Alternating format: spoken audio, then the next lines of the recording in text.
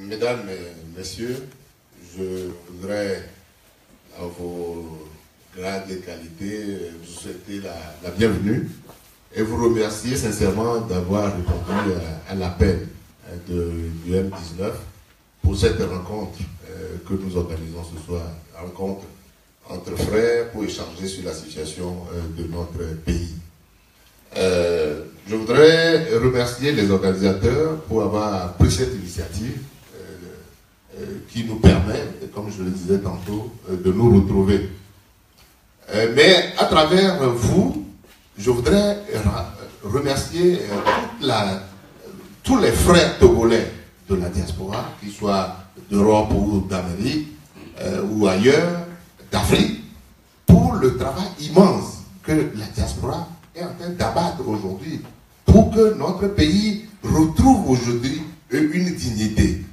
Un pays bafoué, un pays totalement aujourd'hui par terre, qui est devenu la risée de tout le monde. Donc ce travail immense-là, je crois que vous avez pris conscience et il est bon quand même qu'on s'encourage et qu'on vous remercie pour ce que vous êtes en train de faire. Je ne remercie pas seulement les frères togolais, je remercie également les amis du Togo. Parce que dans la salle, je vois des gens qui ne sont pas des Togolais, mais qui sont venus à cette rencontre parce qu'ils aiment le Togo. Ils ont peut-être déposé des Togolaises ou des Togolais. Et je voudrais quand même les remercier à nos côtés pour ce qu'ils sont en train de faire. Monsieur Mussolini l'a dit, je n'interviens pas ici, je suis président de parti, mais je n'interviens pas ici en qualité de président de FDR. J'interviens en qualité de membre de la coalition des 14 partis. C'est en cette qualité seulement que j'interviens à ce moment. Il a dit également, mais je voudrais le préciser, cette rencontre, ce n'est pas moi qui l'ai initiée. Je ne l'ai pas souhaité, je ne l'ai pas demandé en venant en Europe d'initier une rencontre comme celle-là. C'est eux qui ont appris que j'allais à Genève pour une mission parlementaire. Et dans la conversation, ils ont dit, mais pourquoi vous ne profiterez pas de ce déplacement pour essayer de nous faire l'honneur de rencontrer la diaspora pour discuter. J'ai accepté rapidement, favorablement cette invitation parce que c'est une occasion pour moi de vous rencontrer comme on le fait parce que toute la chaleur que je reçois, c'est quelque chose de très bien pour nous tous. Alors, la rencontre d'aujourd'hui, c'est une rencontre d'échange. Nous n'allons pas faire un exposé académique. On va parler un langage très simple pour que nous puissions nous comprendre. Alors, je vais juste introduire le sujet parce qu'il faut laisser suffisamment de temps à vous qui êtes venus pour comprendre, pour poser des questions, pour faire des apports. Mais comme vous avez besoin d'informations, moi étant acteur sur le terrain, et je voudrais quand même rapidement vous briefer, donner quelques grandes lignes de ce que nous avons fait jusque-là pour permettre rapidement de poser les questions.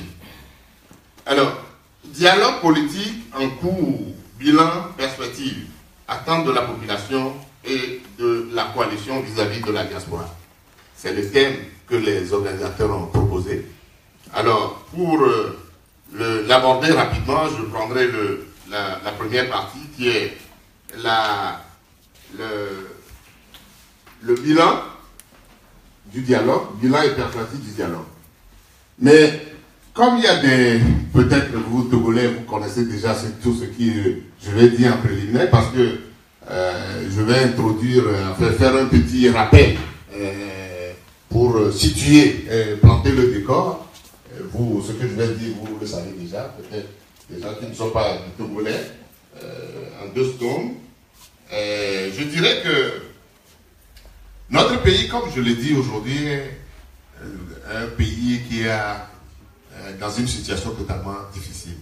Mais ça a commencé il y a très longtemps déjà. Depuis son indépendance, quelques années après son indépendance, il y a eu ce premier coup d'État en 1963. Le général Yadema est venu. Il a fait semblant de ne pas prendre le pouvoir en ce moment-là. Mais 4 ans après, il est revenu par un autre coup d'État. Et il s'est assis sur le pays avec un système totalement abject qui nous a mis à genoux. Et ce système-là nous a tellement essoufflés avec son lot de brimades, d'emprisonnement, de tout ce qu'on connaît, que en 90, le peuple a dit, il y en a marre. Il y en a marre. Et c'est ce qui a fait que le 5 octobre, le peuple a décidé de se mettre dans la rue. Nous nous sommes mis dans la rue pour nous libérer de cette dictature. Et lorsque nous nous sommes mis dans la rue, ça a entraîné ce que nous avons appelé, nous sommes allés à un grand forum à l'époque que nous appelons la Conférence nationale souveraine.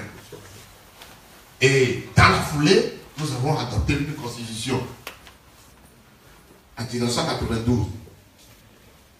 Mais très rapidement, le système qui est enraciné, ou qui a pris son appui essentiellement sur l'armée, sur les brimades et autres, ne voulant pas partir, à organiser toutes sortes de subterfuges, de résistance pour se maintenir. Et c'est pour se maintenir que finalement notre constitution que nous avons adoptée en 92 a plus de 98% de votants. Cette constitution-là a été tripatouillée en 2002, en 2005, on a chamboulé les parties essentielles de cette constitution-là. Et on en est là aujourd'hui, en train de courir derrière la démocratie. Les pays qui sont les pays voisins du Togo ont aujourd'hui une stabilité en la matière où il y a de l'alternance partout. Notre pays est le seul, depuis je ne sais pas combien d'années, à ne pas connaître d'alternance jusqu'à ce jour. Alors, les Togolais se disent, mais on ne peut pas demeurer une particularité dans la sous-région. On ne peut pas demeurer éternellement une curiosité de la sous-région. Alors, mais seulement, je fais ce bref rappel là pour dire quoi? Pourquoi on en est arrivé là? C'est vrai, je le disais tantôt, que le pouvoir qui est essentiellement militaire a utilisé la violence, a utilisé toutes sortes de brimades, de subterfuges pour organiser des élections truquées et se maintenir. Mais le plus grave, c'est que le pouvoir a joué essentiellement sur la division de l'opposition. Les partis politiques de l'opposition ont été opposés les uns aux autres. Et tantôt on dit oui, mais bon, nous on veut libérer, on veut faire en sorte que le pays marche.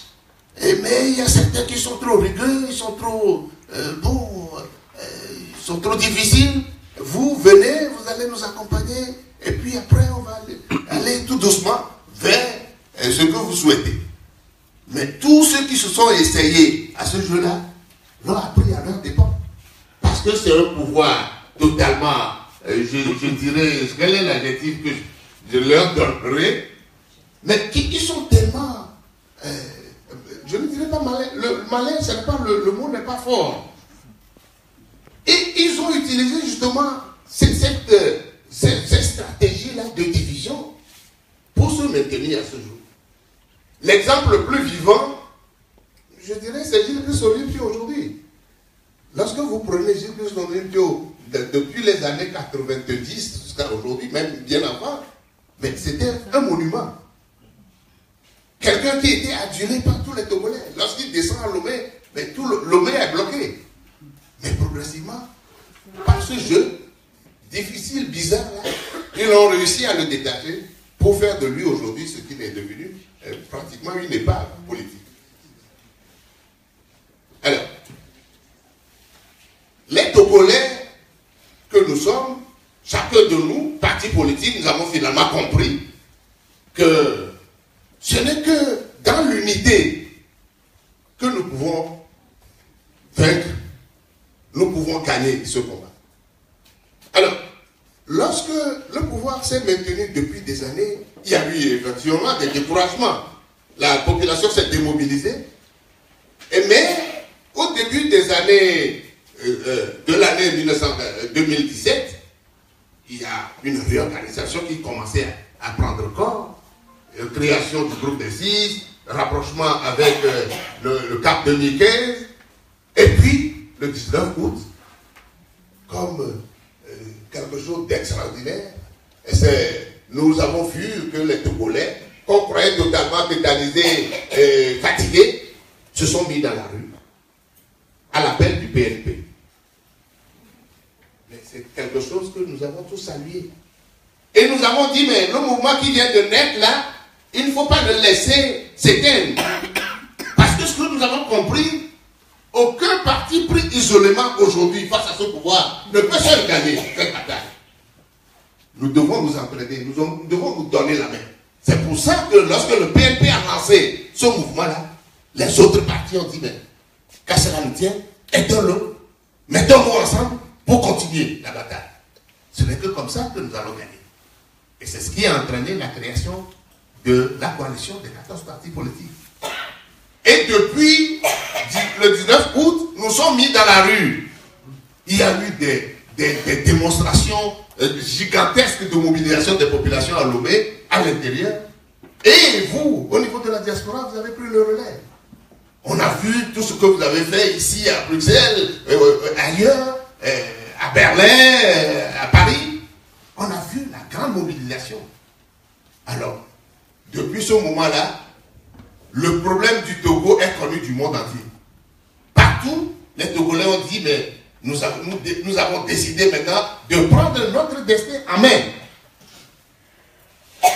Et c'est au cours de ces manifestations-là, finalement, que des voix ont commencé à nous interpeller pour dire, oui, vous avez démontré que vous êtes une position aujourd'hui organisée, et vous êtes capable de soulever les populations, mais il faut faire en sorte qu'on puisse trouver une solution. Parce que la mobilisation, c'est faite autour de quoi? Retour à la Constitution de 1992. C'est le mot d'ordre principal. Le second, c'est le vote de la diaspora.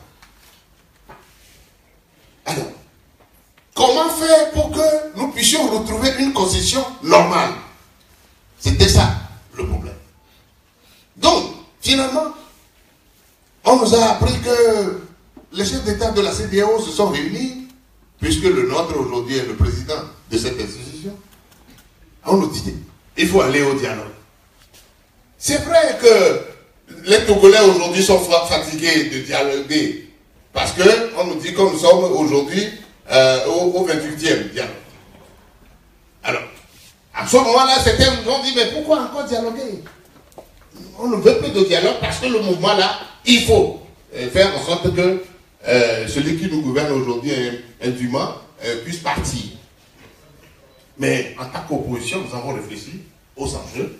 Parce que dites-vous que nous sommes une opposition qui est en train de lutter à main nue contre un pouvoir totalement militaire, comme je l'ai dit, avec le lot de tueries que vous avez constaté depuis qu'on a commencé ce mouvement. Si on vous dénombrait le nombre de personnes qui ont été tuées, qui ont été emprisonnées impunément, c'est énorme. Alors, nous avons dit, ben, nous avons fait 25 dialogues qui n'ont pas marché, mais pourquoi pas? Pourquoi ne pas essayer le 28e? Nous verrons si ces gens-là sont capables aujourd'hui d'apporter quelque chose de mieux que ce que nous avons fait hier. C'est pour ça que nous avons accepté, malgré tout, d'aller à ce dialogue. Nous sommes allés justement pour constater la bonne foi ou la mauvaise foi de ceux qui nous gouvernent. Vous avez tous les éléments de ce dialogue-là. Nous avons commencé ce dialogue le 19 février. Et quand le président Koufor est venu, le premier jour de ce dialogue, qu'est-ce qu'il a fait? Parce que nous avons posé, je ne dirais pas ça, je ne qualifierai pas de préalable. Nous avons dit, les mesures, nous l'avons qualifié de mesures d'appel. Que tous ceux qu'on a arrêtés injustement, depuis le 19 août, il faut qu'on les libère. Et puis, il y a d'autres sujets qui sont en discussion. Finalement, on a mis un comité préparatoire qui a essayé de nous préparer un agenda pour le dialogue. Je vais vous rappeler rapidement ce que nous avons arrêté comme ordre du jour pour ce dialogue. Nous avons parlé des mesures d'apaisement et de confiance, rétablissement de la Constitution de 1992, implication de ce rétablissement, transition, organisation du référendum portant révision de la Constitution de 92, cadre du dialogue, participation du gouvernement à ce dialogue, inclusivité du dialogue, réforme constitutionnelle, réforme électorale, état de droit et situation humanitaire, mécanisme de mise en œuvre et de suivi des décisions prises à l'issue du dialogue. Voilà les 12 points que nous avons arrêtés. Et si vous suivez très bien, vous constaterez que sur les 12 points, certains ont été proposés par le parti au pouvoir et certains par la coalition. Les points qui ont été proposés par le parti au pouvoir, vous les identifiez déjà, parce que c'est eux qui ont proposé le référendum, cadre du dialogue, participation du gouvernement, inclusivité du dialogue. Inclusivité parce qu'à l'époque, ils disaient que le dialogue doit être inclusif parce qu'il y a d'autres partis politiques autres que ceux qui sont dans le groupe des 14 là aujourd'hui, qui sont aussi togolais. Il faut qu'ils viennent à ce dialogue-là. Ce débat-là, on l'a engagé, mais finalement on a gagné parce qu'on a réussi à les repousser. Parce que c'est des fauteurs de troubles, ils viendront semer la zizanie au cours des discussions pour dire qu'eux aussi, ils sont de l'opposition, mais ils vont soutenir totalement le point de vue du parti au pouvoir. Alors, finalement, lorsque nous avons abordé le premier jour la discussion concernant les mesures d'apaisement, le facilitateur nous a aidé à clarifier le point et à demander, séance tenante, à avoir un entretien avec le chef de l'État. Ce qui a permis, quelques jours après, de faire libérer une quarantaine de personnes. Mais le même jour, il a été très malin en posant en même temps le problème du retour, du rétablissement de la Constitution de 92. Et on a constaté déjà, le premier jour-là, une forme de résistance du parti au pouvoir. Parce que ce jour-là, ils nous ont dit, mais nous ne parlerons pas, nous ne discuterons pas de la Constitution tant que nous n'avons pas la garantie que le président actuel, le chef de l'État actuel, allait se présenter à l'élection de 2020. Et ça a été quelque chose de difficile, le premier jour de la plénière. Alors le facilitateur, rapidement, a fait une suspension des séances et pour nous rencontrer, et nous, de la coalition, et ceux de la majorité. Et au cours de la séance, le facilitateur nous a dit, oui, mais je sais que la situation du Togo est difficile. Vous demandez le rétablissement de la Constitution de 92, mais dites-moi comment vous allez y procéder. Et dès la première séance, déjà, on lui a expliqué que c'est des dispositions de la Constitution de 92 qui ont été modifiées. Nous demandons que toutes ces dispositions modifiées soient rétablies. C'est aussi simple que ça. Lorsque vous modifiez des parties essentielles de la Constitution, reprenons les articles là, un à un, et puis on procède à leur rétablissement. Qu'est-ce qu'il y a de compliqué dans tout ça? Parce que nous avons entendu à plusieurs reprises des professeurs d'université que le pouvoir a acheté et a payé un bout de bras, dire oui, c'est impossible de parler de retour à la Constitution de rétablissement. J'ai dit, mais ces gens-là sont tombés sur la tête. Lorsque à un moment donné, on modifie quelque chose, et si vous constatez que la modification n'est pas quelque chose qui est bien pour le pays, on demande seulement que qu'on ramène justement l'article modifié à l'état antérieur. Qu'est-ce qui est compliqué dans tout ça? Je crois que finalement le facilitateur a compris. Mais comme nos frères en face étaient dans une position assez rigide et rugueuse, il a suspendu la séance pour nous dire qu'on allait se retrouver une prochaine fois parce qu'il va continuer les consultations bilatérales pour nous mettre d'accord. Alors, on en était là au cours de la suspension parce qu'il y a eu une deuxième suspension, il est revenu une deuxième fois, mais au cours de la deuxième séance, on a constaté le même blocage autour de la question essentielle concernant la candidature ou non de Faure Gnassingbé. Parce que le problème était posé en termes de rétroactivité ou non rétroactivité de la loi.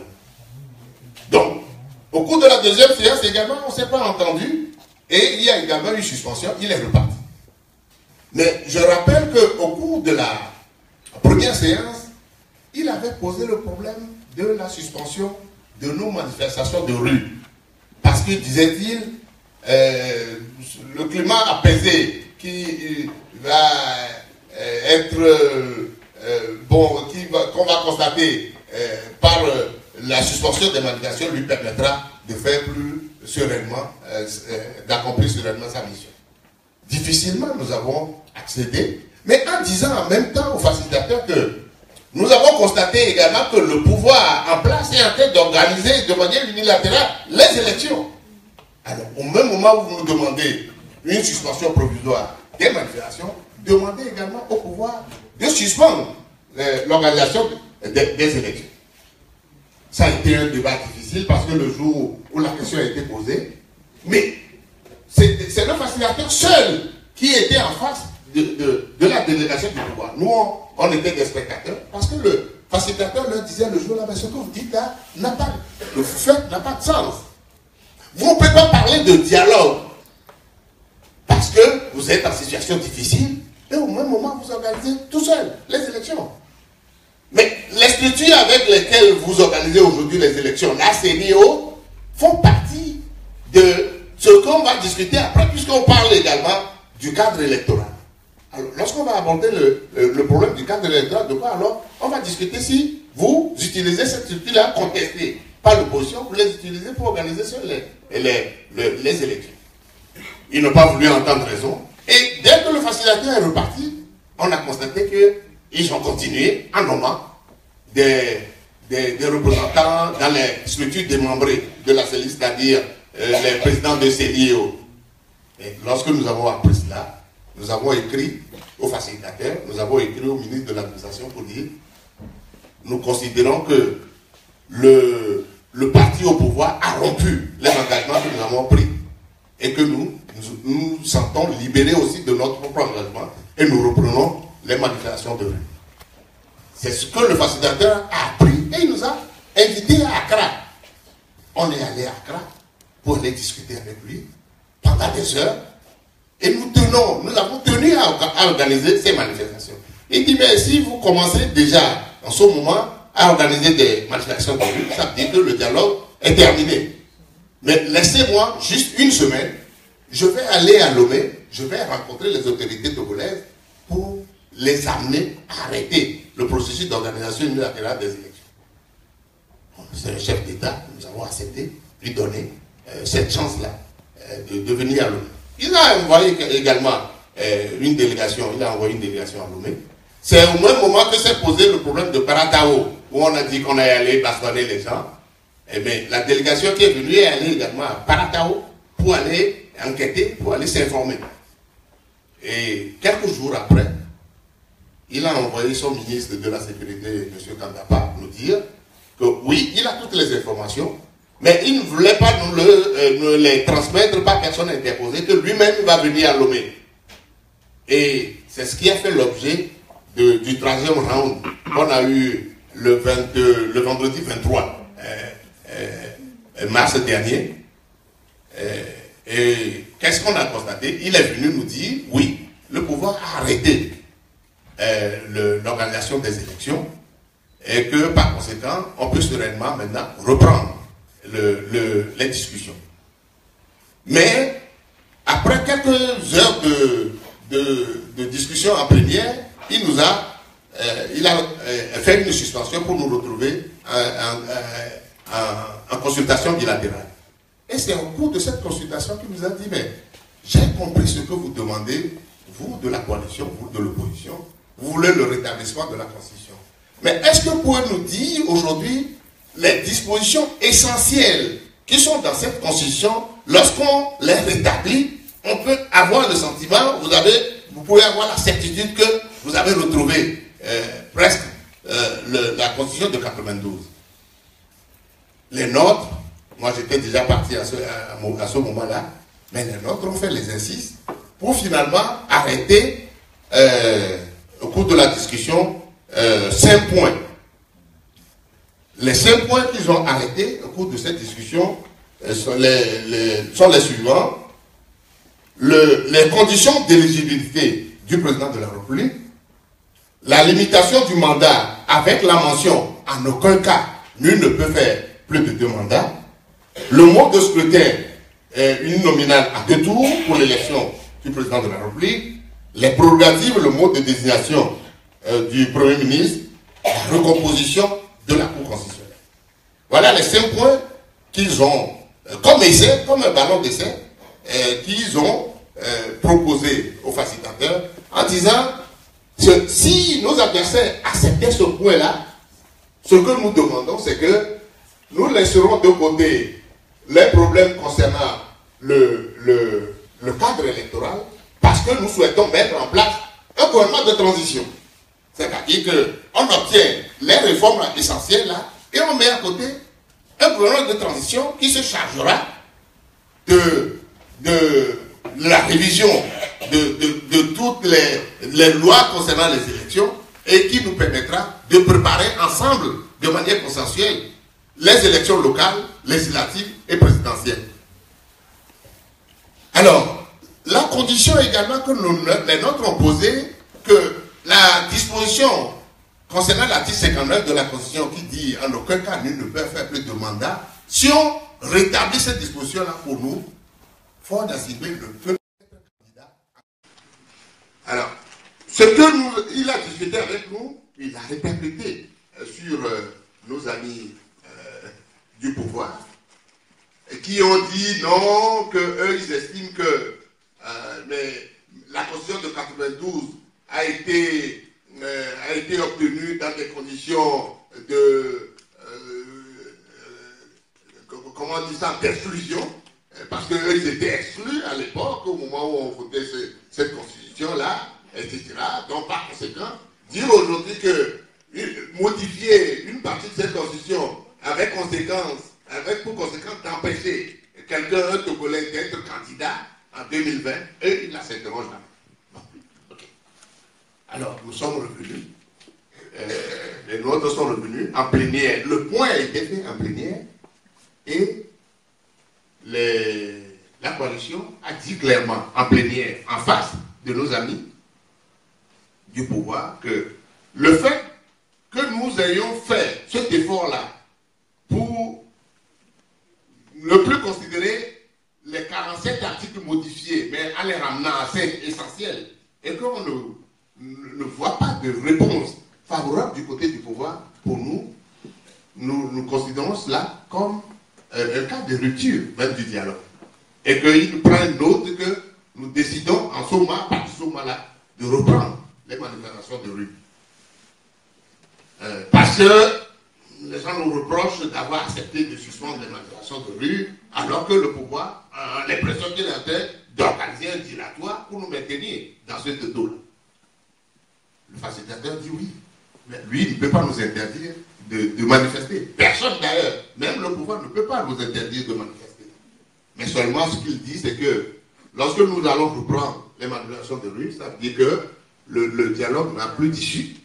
Et la seule chose qu'il nous demande, c'est que la situation est compliquée aujourd'hui, mais de lui laisser le temps de voir s'il peut amener nos amis du pouvoir à comprendre la nécessité d'aller à un consensus. Ok, on s'est séparés sur ce point. Et on a appris que le mardi passé, il a invité une délégation du pouvoir à Accra. Ils ont discuté, de quoi ils ont discuté, on ne sait pas. Mais nos amis de la coalition également ont demandé aux facilitateurs à avoir au moins le retour de ce qu'il a pu obtenir du pouvoir. Donc, nous sommes aujourd'hui samedi, mardi prochain probablement, ils se rendront aussi à Accra pour aller constater qu'il y a du progrès par rapport à ce que nous avons demandé, ce qui peut nous amener à un consensus, ou s'il n'y a pas de progrès, à partir de ce moment-là, nous pouvons considérer que ce dialogue, le 28e là, est en train d'aller à sa naturelle pour que nous puissions reprendre les manifestations de rue pour savoir sur quoi ça va déboucher. Donc nous attendons la semaine prochaine pour avoir une idée claire et précise de ce qui se passe. Voilà, c'est je peux le dire rapidement comme ça. Alors, rapidement aussi, je l'ai déjà annoncé, mais quelles sont les perspectives? En matière de perspectives, la première chose que moi je vais dire, et je vais insister lourdement là-dessus, c'est que la coalition des 14 partis politiques engagés aujourd'hui dans cette bataille contre cette dictature féroce qui nous régente depuis 50 ans, la coalition doit faire l'effort de rester unie, quoi qu'il arrive. La coalition doit rester unie, quoi qu'il arrive. Et lorsque nous sommes unis, parce que jusqu'à aujourd'hui, nous sommes comportés comme une opposition responsable. Ceux qui ont vu l'effort que nous avons vu pour permettre le consensus apprécient. C'est vrai qu'il y en a qui critiquent, mais nous pensons que ce que nous avons posé comme acte là est de nature à favoriser justement l'évolution de la situation. Mais si nos affaires, nos amis du pouvoir refusent de faire la moindre concession, mais nous en tirerons toutes les conséquences. Alors, c'est pour ça que la coalition doit rester ferme et rigide sur les dernières propositions qu'elle a faites. Parce qu'il est hors de question que ce que nous avons fait là, qu'on nous demande de descendre encore plus bas. Parce que nous sommes déjà contre le mur. Et comme on le dit souvent, le bossu, quand il recule encore, il dit non, c'est bloqué. Il n'y a plus de place derrière. On ne peut plus descendre plus bas. Alors, et je l'ai dit également, si malgré l'ouverture que nous avons faite au cours de la dernière séance du dialogue, le pouvoir refuse de faire quoi que ce soit, nous n'avons d'autre choix que de reprendre les manifestations de rue et advienne que pourra. Nous sommes venus à une discussion, je l'ai dit tantôt, c'est une discussion de partage. Vous apporterez aussi vos idées, en termes de perspective, j'entends, là où on est, qu'est-ce qu'on doit faire. Moi, j'ai proposé quelques pistes, vous en ajoutez d'autres, pour que finalement, on débouche sur quelque chose de concret en quittant cette salle. Alors, rapidement, qu'est-ce que nous attendons de la diaspora? Qu'est-ce que le peuple attend de la diaspora? Ce qu'on attend de la diaspora, c'est la même chose qu'on attend de tous les Togolais. Ce n'est pas un hasard que vous vous retrouvez aujourd'hui hors du pays, mais la même détermination qui anime ceux qui sont à l'extérieur, c'est la même détermination qui doit vous animer, et vous le prouvez déjà si bien. Vous devez continuer, donc, la diaspora doit continuer à se mobiliser, encore et encore, et elle doit être le relais de la coalition dans tous les pays où les Togolais se trouvent. La coalition, la diaspora, à mon avis, aujourd'hui doit mieux s'organiser. Elle doit mieux s'organiser parce que nous avons l'impression que la maladie que nous traînons au pays, là, parfois quand vous venez aussi, vous êtes atteint par la même maladie de la division, où vous commencez à vous dire des choses bizarres, des associations qui en réalité doivent être ensemble, on dit ah, ils ne sont plus ensemble parce que ceux-là, ils sont ailleurs. Et... Non, je l'ai dit et je le répète, ce n'est que dans l'unité que nous pouvons construire quelque chose de solide. Parce que lorsque la diaspora est unie, cela nous facilitera la tâche à la coalition. Parce que parfois, vous avez des réflexions, vous devez mener des réflexions et nous faire des propositions. Mais lorsque les propositions viennent de tous les côtés, on dit la diaspora de Belgique dit ceci, celle d'Allemagne dit ceci, celle de France. Même en France, il paraît que 2 courants ou 3 courants disent oui, celui-ci dit ça et l'autre dit autre chose. Mais qu'est-ce que nous allons prendre dans tout ça? La diaspora doit pouvoir au moins organiser quelque chose pour que lorsque nous recevons quelque chose au nom de la diaspora, nous disons voilà, la diaspora a parlé. Moi, je crois que cet effort-là, vous devez tout faire pour y arriver. J'ai parlé de la division, mais de grâce, vous devez éviter d'opposer les leaders les uns contre les autres. Mais on ne gagnera absolument rien. Et puis, surtout, lorsqu'il y a des réflexions, oui, menez-les. Mais ceux qui se réfléchissent réfugier derrière leur WhatsApp, derrière leur, comment on dit ça, Facebook et tout ça, et pour lancer des tirs. Personne ne dit qu'il ne faut pas critiquer. Mais lorsque vous venez sur le terrain, mais la réalité du terrain est différente du Facebook. Hein. La réalité du terrain, ce n'est pas Facebook, ce n'est pas WhatsApp. Hein. Alors, il n'y a qu'à faire ça, il n'y a qu'à faire ça. Vous êtes des nuls, vous êtes ici, vous êtes le... Mais venez sur le terrain. Je vous donne un exemple rapide. Il y a un an ou deux, il y a quelqu'un qui est un de nos frères qui est aux États-Unis. Mais il n'y a pas de semaine. Chaque semaine, il m'envoie quelque chose dans ma boîte. Il dit oui, il y a plus d'opposition au Togo. Voilà, vous devez faire ceci. Je ne répondais jamais. Il a écrit, il a tellement écrit. Et puis un jour, je dis, mais mon cher ami, mais vos idées sont tellement belles. Elles sont tellement révolutionnaires que lorsqu'on les met en application, mais on ne fera même pas une semaine pour prendre le pouvoir au Togo. Mais la seule chose que je vous demande, venez et mettez-les en application. Vous prenez le devoir et puis on va vous suivre. Mais depuis ce moment-là, il ne m'a plus écrit.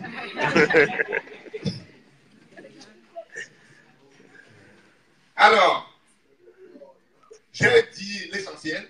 J'ai dit que nous sommes venus pour échanger. Vous avez énormément de choses à dire, à partager. Moi, je vais m'en arrêter là et vous permettre d'avoir la parole pour dire ce que vous avez sur le cœur. Et je vous remercie.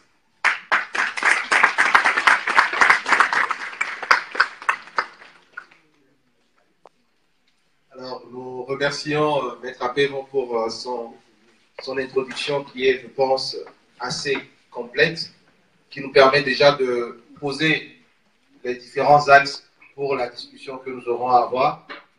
À cet effet, je pense qu'on ne va pas trop se formaliser. Je vais demander à faire des petits, à rassembler 2 ou 3 questions et lui permettre de répondre au fur et à mesure, plutôt que d'en avoir toute une liste qui ne sera pas forcément épuisée.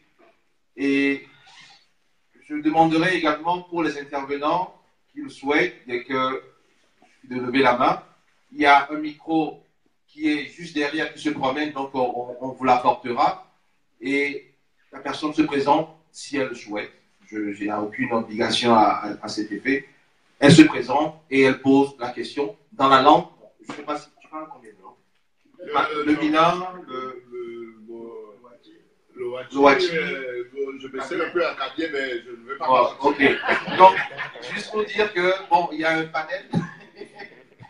Donc, il y a un spectre de langues à parler, mais si c'est aussi français ou Mina ou Wachi, parce que bon, je pense que tout le monde ne parle pas le Wachi ici. Je ne pense pas au Kotokoli, mais il ne parle pas Kotokoli malheureusement. Donc voilà, on va commencer. Donc, voilà. S'il y a Kotokoli, nous avons une traductrice ou en allemand qui pourra ou en allemand qui pourra être une sorte d'interface entre nous autres et la personne en question. Alors, on commence par là. Devant, très simplement. J'arrive. Oui. Le nom. Le micro, s'il vous plaît. Donc, le nom et... Je me nomme DCU, Conseiller Mathieu. DCU. Conseiller Mathieu. En fait, ma question, elle est la suivante. En dehors des manifestations de rue, et si le dialogue échouait, quelles sont vos stratégies? Parce que pendant plusieurs années, nous avons vu que ce sont les manifestations de rue que nous avons menées et ça n'a rien donné. Ne serait-il pas possible de prendre d'autres stratégies pour pouvoir en finir avec ce régime? C'est ma question. Merci. Ok. Merci, monsieur DCU. Alors, oui, dites-moi. C'est monsieur? Bonjour, c'est monsieur Kwasi Isaac Akpeko. Je suis de Charleroi. Voilà, ma question est relative à la dernière partie de l'intervention M. Apévan, il parlait de l'unité de la diaspora et je suis tout à fait d'accord que cette unité est essentielle pour la continuité de la lutte. Mais la remarque que je voudrais, enfin la question que je voudrais poser, c'est de savoir si les partis qui forment la coalition, qui sont dans la coalition, sont vraiment unis. Je voudrais parler des 14 partis et bon, il avait parlé aussi de la manifestation qui a commencé depuis le 19 août, donc parler de M. Tipi Atadam. J'aimerais qu'il nous donne son point de vue sur sa position actuelle, parce qu'on a l'impression qu'il est un peu isolé. Merci beaucoup. Alors, on va changer, je pense, voilà, on va aller de ce côté-ci. Oui, monsieur en blanc. Oui, c'est avec la rayure, enfin, je n'ai pas mis les bonnes lunettes, je crois. Oui. Bonsoir à tous. Je me prénomme Meda Tosso. Je suis dans la région de Namur. Et il me semblerait que j'ai déjà rencontré M. Apévan à Paris. On a échangé quelques mots en matière de la politique togolaise. Sur ce, lorsque j'ai eu l'invitation, je n'ai pas hésité à quitter mon domicile pour y arriver. Il est bien vrai que la situation togolaise est vraiment préoccupante. Parce que Togoin ne peut pas se dire qu'il est bien à l'étranger. Et moi qui suis papa ici, je forme mes enfants, mes futurs enfants, pour qu'ils aillent travailler au Togo. Et je reviens au point essentiel. Tout à l'heure, vous avez cherché le mot pour qualifier ce que le gouvernement qu'on a connu, que nos arrière-grands-parents ont connu, ils utilisent tout simplement la ruse. Et la ruse, ce n'est pas seulement un intellectuel qui l'a. La ruse, quelqu'un de bizarre, quelqu'un qui n'a pas été à l'école peut l'utiliser. Et comment contrecarrer la ruse? Pour chercher les moyens. Tout à l'heure, mon cher compatriote, il a posé une question. On utilise actuellement les marches, la rue. Certes, la rue peut apporter quelque chose. C'est ça. Parce qu'on n'a pas les moyens pour s'acheter les armes. La rue peut aboutir à quelque chose. Et moi, la question, c'est qu'il faudrait que vous nous donniez effectivement la question qu'il vous a posée. Quels sont les moyens mis en disposition? Parce que moi, je trouve quand même, je suis désolé, il y a certains qui vous ont dit, pourquoi vous allez encore une énième fois à un dialogue? Moi, je ne trouve pas, parce que c'est une perte de temps. Et les Togolais en ras-le-bol. Parce qu'à un moment donné, vous avez dit tout à l'heure, il y a un Togolais qui vous a écrit dans votre boss que, à un moment donné, vous lui avez répondu. C'est parce qu'il en est ras-le-bol. Maintenant, vous allez proposer, et moi, il semblerait qu'il y a beaucoup de monde, parce que je vais laisser le micro, moi j'ai quelque chose à vous proposer. Il est bien vrai que la rue peut apporter quelque chose. Mais ce que je remarque, le Togo c'est tout petit. Ce que je remarque aujourd'hui, il faudrait qu'on coordonne toutes les marches. Il faudrait qu'on converge toutes les marches sur Lomé. Parce que les grandes institutions, c'est à Lomé. Et ce qui peut faire peur à ces dictateurs, à ces tueurs, c'est une masse de personnes. Ils peuvent tirer, parce qu'on a déjà tué pas mal de gens au Togo. Actuellement, alors moi je suis, si j'ai les moyens, on peut me tuer. Mais le problème, il faudrait qu'il y ait une solution. Parce qu'on ne va plus laisser cette lutte, et puis quelques jours plus tard, ou quelques mois, voire quelques années, on revient sur la même chose. À un moment donné, les gens nous insultent. Et ça, et à un moment donné, il y a pas mal de Togolais qui vont changer de nationalité à ce sujet. Donc, il faut quand même qu'on converge. il y a des moyens. Moi, j'ai vu la diaspora américaine, ils ont quand même apporté un grand soutien à ce mouvement. Les gens ont cotisé. Même en Europe, les gens ont cotisé. Il faudrait, à ce point, qu'on se dit, nous allons apporter notre soutien. Comment on va le faire? Par exemple, dans tout le Togo, dans les grandes régions, par exemple, je vois Tipi qui vient de la préfecture de Sokoré. Sokoré, il y a pas mal, on connaît cette région, qui a pas mal de conducteurs, c'est-à-dire ils sont dans le transport. Et dans le transport, ils peuvent ramener, parce que si on fait des marches à Sokoré, on fait des marches à Kara, parce que c'est une minorité. Et là, on va vite les cerner. Et quand on les cerne, après, c'est pour aller tuer les gens à la maison. Pourquoi ne pas venir en masse? Nous, on peut envoyer l'argent. Et quand je dis nous, tous les Togolais qui veulent qu'il y ait un changement. Et mettre du carburant dans des voitures. On ramène tout ce monde-là à Lomé. On se dit, aujourd'hui, on va foncer sur cette institution pour pouvoir. On ne va pas utiliser la violence qu'on va utiliser, c'est à main nue. Nous, on veut que vous quittez le pouvoir. Vous allez voir ce que ça va donner. Parce que si quelqu'un, même à Lomé, je vois les gens sortent à Bekota, les gens sortent à Nikonakwe. La masse là ne fait pas peur à ce régime. Merci. Changez de stratégie. Merci beaucoup. Merci beaucoup. Merci. Alors, je pense que on va faire des, comme je l'ai dit, 3, c'est bon. Comme ça, Maître Appel, on peut répondre. Et pour les prochains intervenants, d'être un peu plus synthétique, parce que l'idée est une très bonne idée, qu'ils nous partagent, qu'on va demander l'avis de Maître Appel à cet effet. Donc, pour les prochains intervenants, allez, entre 2 minutes et demie, je pense que c'est raisonnable et synthétiser la question. Merci beaucoup. Oui, merci. Merci pour les intervenants. Mais je dirais que la première question de M. Desséou, celle de Meda Tossou se recoupe.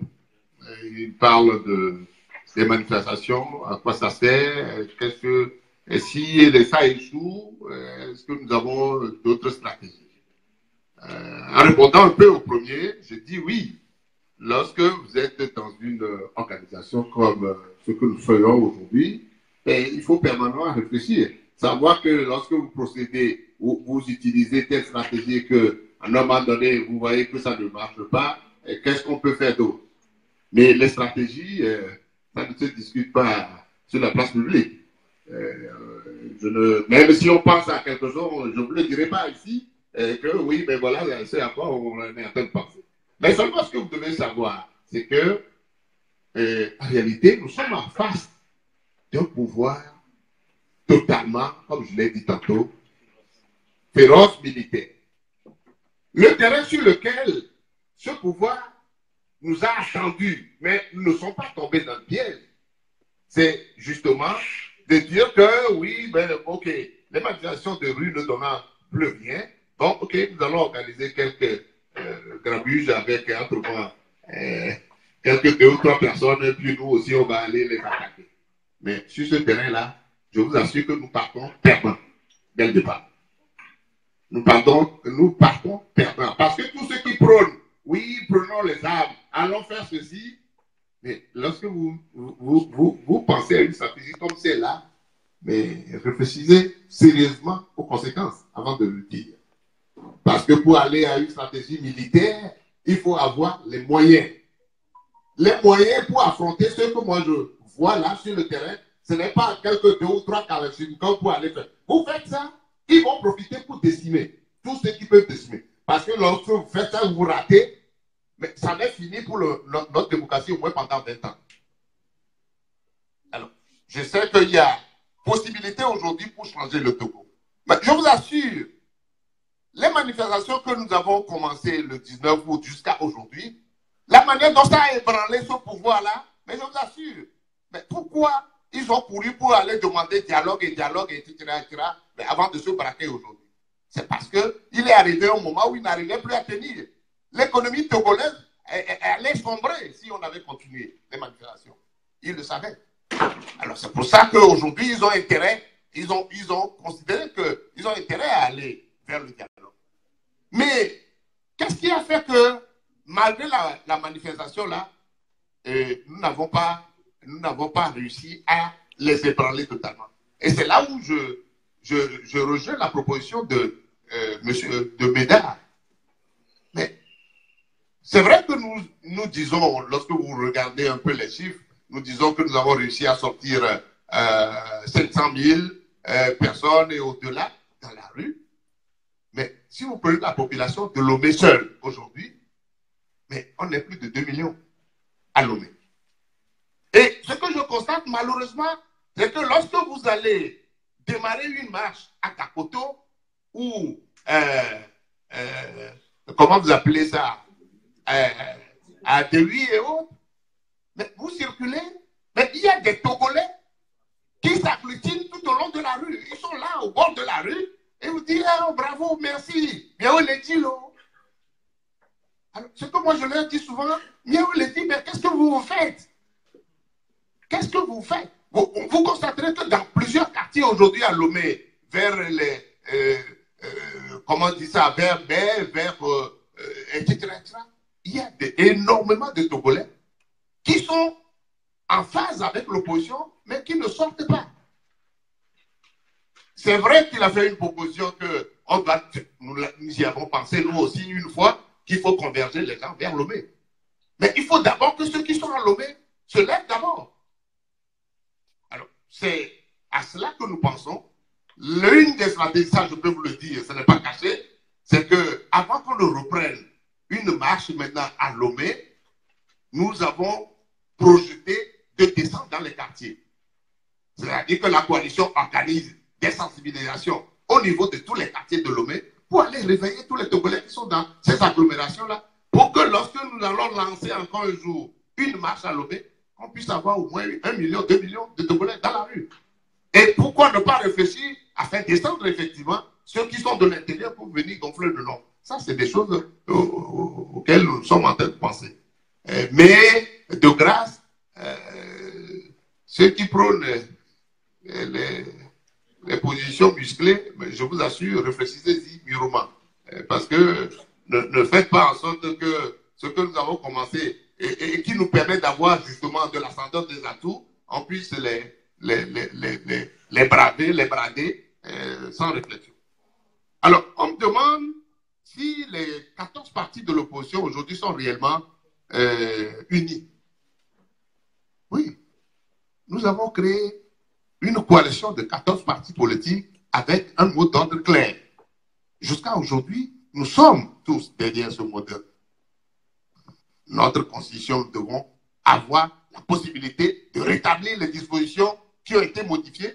Et lorsqu'on fera ces modifications, que nous ayons le sentiment que véritablement nous avons retrouvé notre constitution de 92, même si toutes les dispositions ne sont pas revenues. Je crois que tout le monde aujourd'hui, tous les partis politiques sont dans cette logique-là.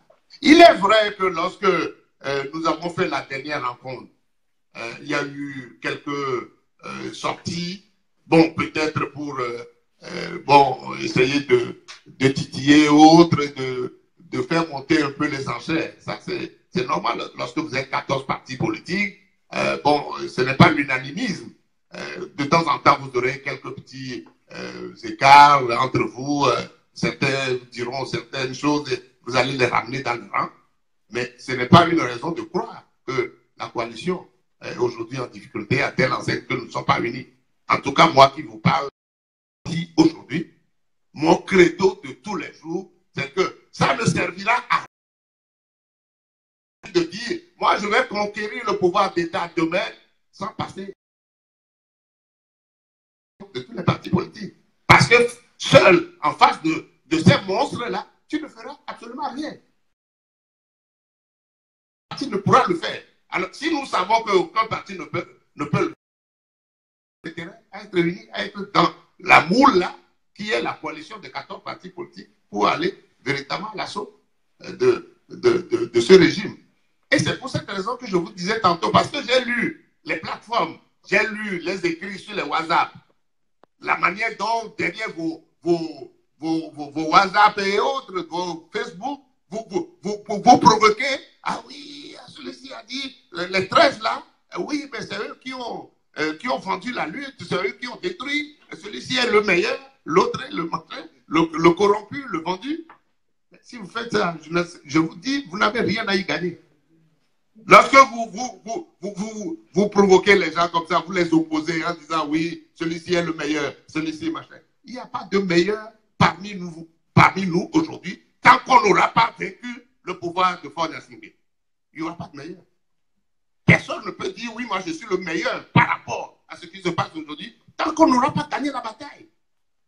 Alors nous devons nous mettre tout ça là dans la tête et aider la coalition à aller de l'avant. Nous avons intérêt, nous tous aujourd'hui, que cette coalition soit unie et puisse avancer en rang serré pour gagner. Voilà, moi c'est le message que je vous transmets.